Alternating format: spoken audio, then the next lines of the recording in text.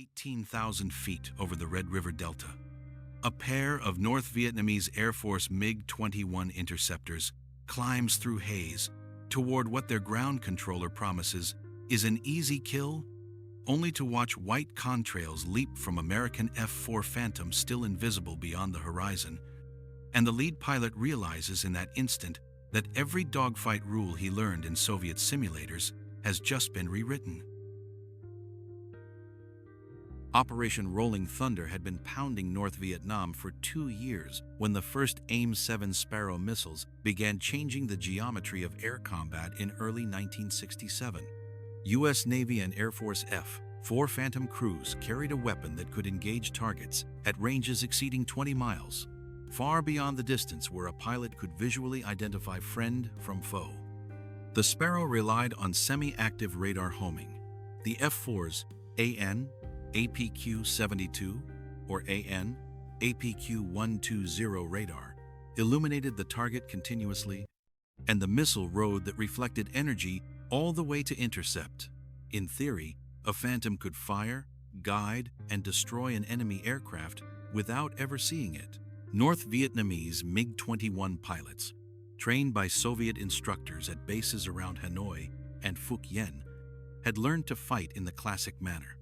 Their fishbed interceptors were nimble, capable of Mach 2 at altitude, and armed with short-range K-13 Atoll infrared missiles and a twin-barrel 23mm cannon.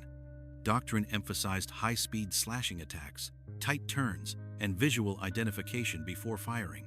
The idea that an enemy might launch a missile from beyond the horizon seemed either propaganda or bluff. The F-4 Phantom itself was a product of different priorities.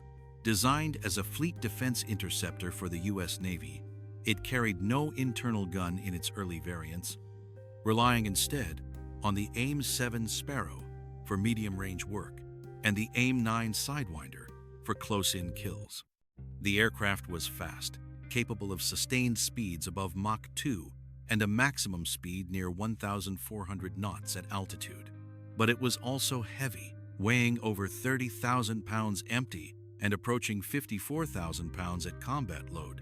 Turning radius suffered, especially at lower speeds where the MiG-17 and MiG-21 could outmaneuver it. The Phantom's strength lay in raw power, sophisticated radar, and the ability to engage before the merge. Crews flying combat air patrol missions over the Gulf of Tonkin and along the border with North Vietnam operated under strict rules of engagement. Visual identification was mandatory before firing in most circumstances, a requirement that negated much of the Sparrow's range advantage. Friendly aircraft, including U.S. Navy and Air Force strike packages, often shared the same airspace as enemy interceptors.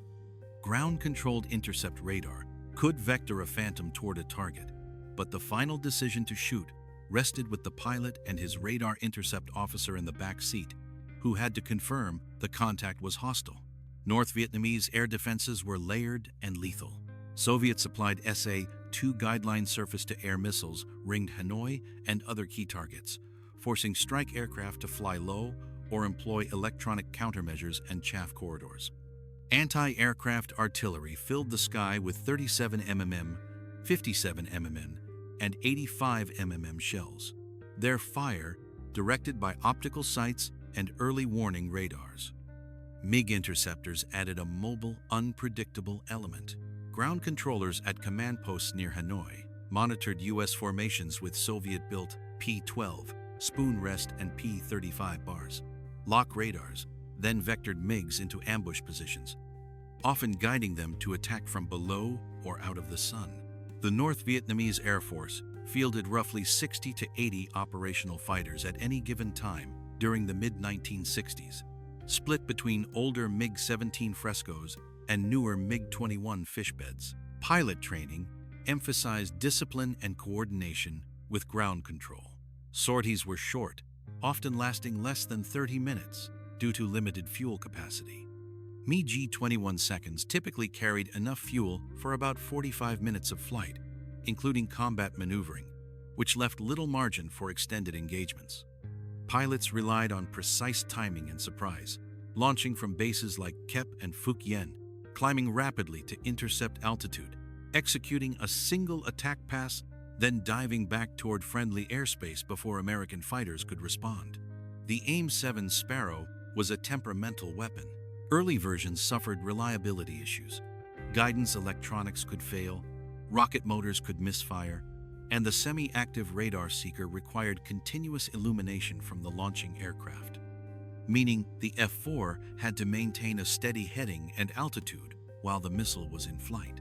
Any break in radar lock, any maneuver by the target that placed it outside the seeker's field of view, and the Sparrow would lose track and self-destruct or fly ballistic. In the dense, chaotic airspace over North Vietnam, where multiple aircraft maneuvered at high speed and low altitude, maintaining lock for the 20 to 30 seconds required for a Sparrow shot was extraordinarily difficult. But when conditions aligned, the weapon was devastating.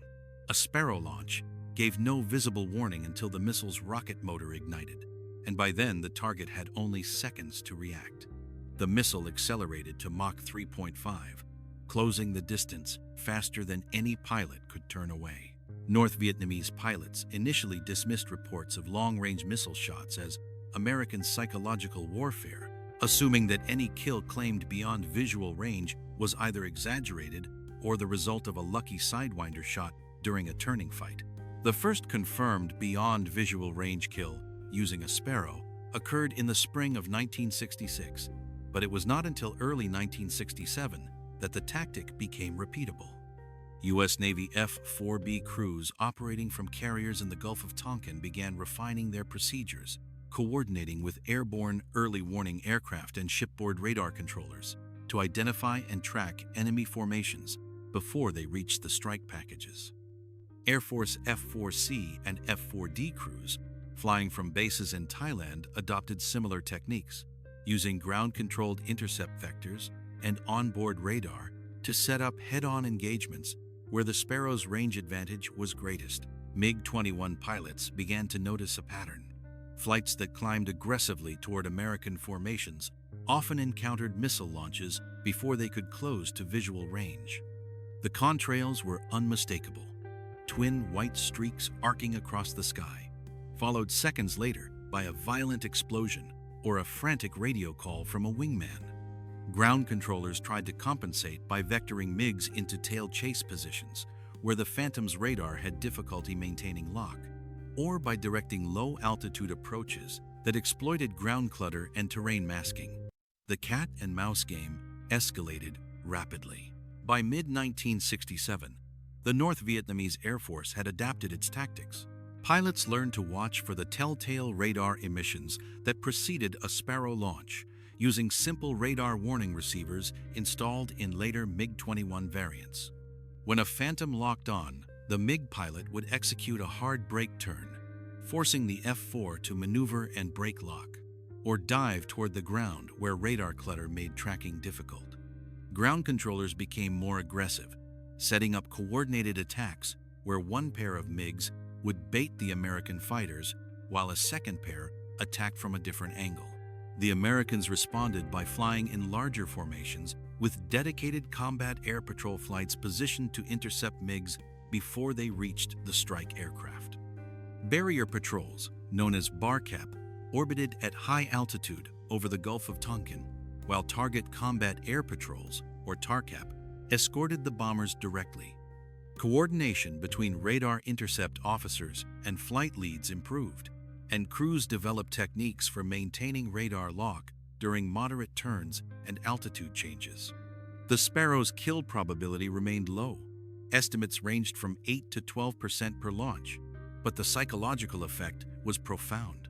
MiG pilots could no longer assume they would see their enemy before being engaged. The terrain and weather over North Vietnam added layers of complexity. Monsoon clouds often obscured the ground and created radar shadows where MiGs could hide.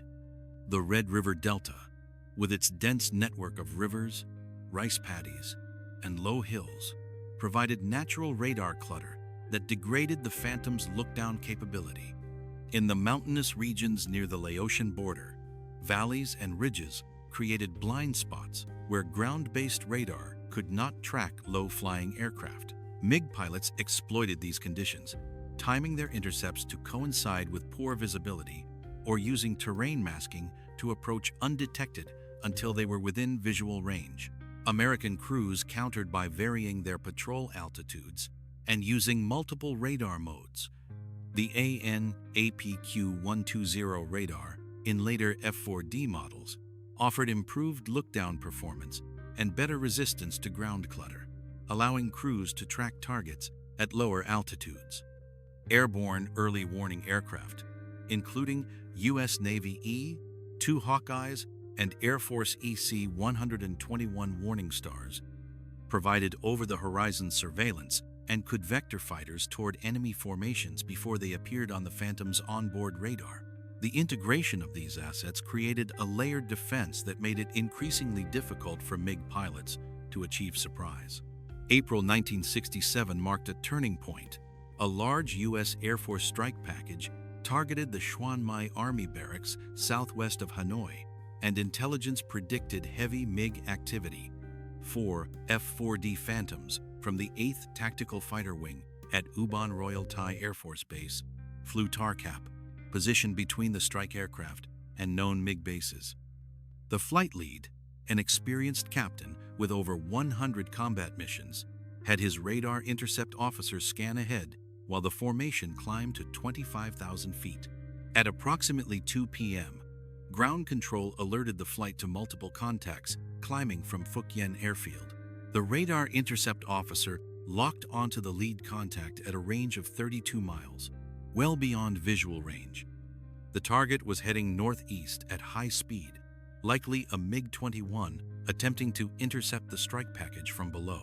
The flight lead checked his fuel, confirmed his wingman was in position, and received clearance to engage. He selected an AIM-7E Sparrow, waited for the seeker to achieve full lock, and fired. The missile leapt off the rail and accelerated, its solid rocket motor burning for approximately 4 seconds before transitioning to coast phase. The radar intercept officer kept the target illuminated, calling out range and closure rate. The MiG pilot, unaware of the launch, continued his climb. At a range of 12 miles, the Sparrow's proximity fuse detonated the warhead, sending a cloud of steel fragments through the MiG's fuselage and wing. The aircraft rolled inverted and began to descend, trailing smoke. The pilot ejected seconds later. The remaining MiGs broke off immediately, diving toward the ground and scattering in multiple directions. Ground controllers vectored them away from the strike package, recognizing that the Americans had achieved a tactical advantage. The F-4 flight continued its patrol, engaging 2 more contacts at long range, but scoring no additional kills. The strike package completed its mission without interference from enemy fighters. The engagement lasted less than 10 minutes, but it demonstrated that beyond visual range, combat was not only possible, but repeatable under the right conditions. North Vietnamese pilots returned to base shaken. The loss of an experienced pilot to an unseen missile attack forced a reassessment of tactics. Soviet advisors recommended more aggressive use of ground-controlled intercept radar, tighter coordination between flights, and the installation of improved radar warning receivers in all MiG-21 aircraft. Pilots were instructed to maintain radio discipline, avoid predictable climb profiles, and execute immediate defensive maneuvers at the first sign of radar lock. The Americans, meanwhile, refined their own procedures. Radar intercept officers began using specific radar modes optimized for head-on engagements, where the closure rate was highest and the target's radar cross-section was largest. Flight leads coordinated with airborne early warning aircraft to identify and prioritize threats, focusing on MiG 21 seconds, which posed the greatest danger to strike packages. The Sparrow remained unreliable, but crews learned to maximize their chances by firing multiple missiles in quick succession, a tactic known as ripple firing, which increased the probability that at least one missile would guide successfully. On May 20, 1967, a U.S. Navy strike package from USS Kitty Hawk targeted the Kep airfield northeast of Hanoi. The mission planners anticipated heavy resistance, and 4 F-4B Phantoms from VF-114 flew Barcap at 30,000 feet, positioned to intercept any MiGs attempting to reach the strike aircraft. The weather was clear, with scattered clouds below 15,000 feet, and visibility exceeded 20 miles.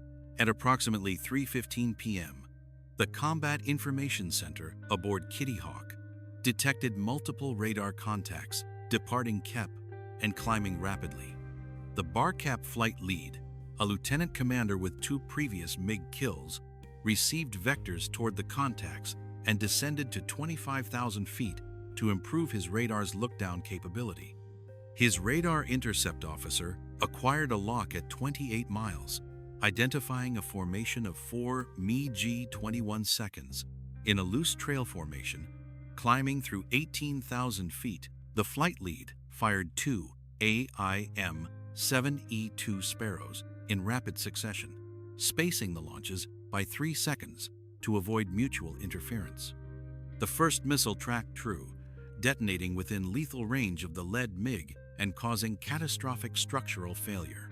The second missile lost lock when the target MiG executed a hard descending turn, but the disruption forced the remaining MiGs to abandon their intercept and dive toward the relative safety of low altitude.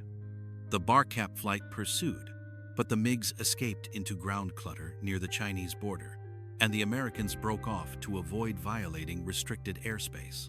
The engagement demonstrated the value of coordinated radar coverage and disciplined missile employment. The Sparrow's range allowed the Phantoms to engage before the MiGs could threaten the strike package, and the psychological impact of the long-range kill disrupted the enemy formation's cohesion. The strike aircraft completed their mission without encountering enemy fighters, and all aircraft returned safely to the carrier. The North Vietnamese Air Force adapted by increasing the tempo of operations and employing decoy tactics. Ground controllers would vector 1 or 2 MiGs toward American formations, drawing the cap flights out of position, while additional MiGs attacked from a different direction. The decoys would fly predictable profiles, climbing aggressively and transmitting on known frequencies, while the actual strike element approached at low altitude, using terrain and weather to mask their approach. American crews countered by maintaining strict patrol discipline and refusing to chase single contacts. Flight leads coordinated with airborne early warning aircraft to track multiple groups simultaneously, and cap flights were positioned in depth with one element holding high cover, while another engaged threats at lower altitude.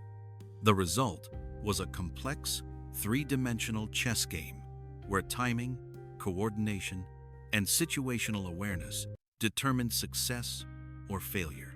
By late 1967, the Sparrow had achieved a modest but growing number of kills. Estimates suggest that approximately 10 to 15% of all AIM-7 launches resulted in a confirmed kill, a figure that improved as crews gained experience and the missile's reliability increased with newer variants. The weapon's greatest value, however, was not its kill rate but its deterrent effect. MiG pilots could no longer operate with impunity, and the threat of a long-range missile shot forced them to adopt defensive tactics that reduced their effectiveness against strike packages. The F-4 Phantom, despite its limitations in close-in maneuvering, had proven that speed, radar, and disciplined employment of beyond-visual range weapons could dominate the airspace over North Vietnam. The lessons learned during this period would shape air combat doctrine for decades, establishing the foundation for the modern concept of beyond visual range engagement and the integration of sensors, weapons, and tactics into a cohesive system. By 1968, the air war over North Vietnam had evolved into a high-stakes contest of technology and tactics. The North Vietnamese Air Force fielded improved MiG-21PF and MiG-21PFM variants equipped with better radar warning receivers and more reliable R-3S infrared missiles, while Soviet advisors provided updated training on countering radar-guided threats. Pilots learned to exploit the Sparrow's limitations, particularly its inability to track targets in beam aspect or during hard maneuvering, and ground controllers became adept at setting up ambushes that forced American fighters into disadvantageous positions. the Americans introduced the F-4E Phantom, which featured an internal M61 Vulcan 20mm cannon and improved avionics. The addition of a gun gave crews a backup option for close-range engagements where the Sparrow and Sidewinder were ineffective, and the improved radar offered better tracking performance at low altitude. Crews also received enhanced training in air combat maneuvering, addressing the early war's deficiencies in dogfighting skills. The combination of better equipment and improved tactics increased the F-4's effectiveness, but the MiGs remained a persistent threat. The climactic engagement came on May 10, 1972, during Operation Linebacker. U.S. forces resumed large-scale bombing of North Vietnam after a 4-year pause, and the North Vietnamese Air Force responded with its most aggressive defense of the war. On that day, multiple strike packages targeted rail yards, bridges, and fuel depots around Hanoi, and the North Vietnamese launched over 40 MiG sorties in an attempt to disrupt the attacks. 4 F-4D Phantoms from the 555th Tactical Fighter Squadron flew TARCAP for a strike package targeting the Yen Vien rail yard northeast of Hanoi. The flight lead, a major with extensive combat experience, positioned his formation at 28,000 feet, scanning for threats with his AN/APQ-120 radar. At approximately 9:30 a.m., his radar intercept officer detected multiple contacts climbing from Kep and Phuc Yen, converging on the strike package from 2 directions. The flight lead directed his wingman to engage the northern group while he and his element leader targeted the southern contacts. At a range of 26 miles, the radar intercept officer achieved a solid lock on a MiG-21 climbing through 22,000 feet. The Major fired 2 AIM-7E2 Sparrows, spacing the launches to bracket the target's potential maneuvers. The first missile tracked perfectly, detonating within 10 feet of the MiG and shredding its tail section. The aircraft tumbled out of control, and the pilot ejected moments later. The element leader engaged a second MiG at 18 miles, firing a single Sparrow that guided to within lethal range before the target executed a violent brake turn. The missile's proximity fuse failed to detonate, and the weapon flew past the MiG without effect. The element leader fired a second Sparrow, but the MiG had already descended into ground clutter, and the missile lost lock. The northern group of MiGs, meanwhile, had been engaged by the wingman's element, which scored 1 additional kill and forced the remaining aircraft to break off. The strike package pressed on to the target, encountering heavy anti-aircraft fire, but no further interference from MiGs. The bombing was accurate, and post-strike reconnaissance confirmed significant damage to the rail yard. All strike aircraft returned safely, and the cap flights landed with minimal fuel remaining, having expended nearly all their missiles during the engagement. The day's action resulted in 4 confirmed MiG kills, 3 of them attributed to AIM, 7 Sparrow shots at beyond visual range. North Vietnamese pilots reported the engagement as one of the most intense of the war. The combination of coordinated cap flights, effective radar coverage, and disciplined missile employment had overwhelmed their defenses. Ground controllers struggled to vector MiGs into effective attack positions, and the long-range Sparrow shots disrupted formations before they could close to firing range. The psychological impact was significant. Pilots reported increased stress and hesitation when approaching American formations, knowing that they could be engaged at any moment without warning. The lessons of the air war over North Vietnam reverberated through military aviation for decades. The beyond visual range engagement, once dismissed as impractical or unreliable, had proven its value when combined with effective radar, disciplined tactics, and coordinated sensor coverage. The Sparrow missile, despite its limitations, had forced a fundamental shift in air combat doctrine, emphasizing the importance of situational awareness, electronic warfare, and the integration of multiple platforms into a cohesive system. For the North Vietnamese, the war demonstrated the effectiveness of disciplined, ground-controlled intercept tactics and the value of exploiting an adversary's rules of engagement and technical limitations.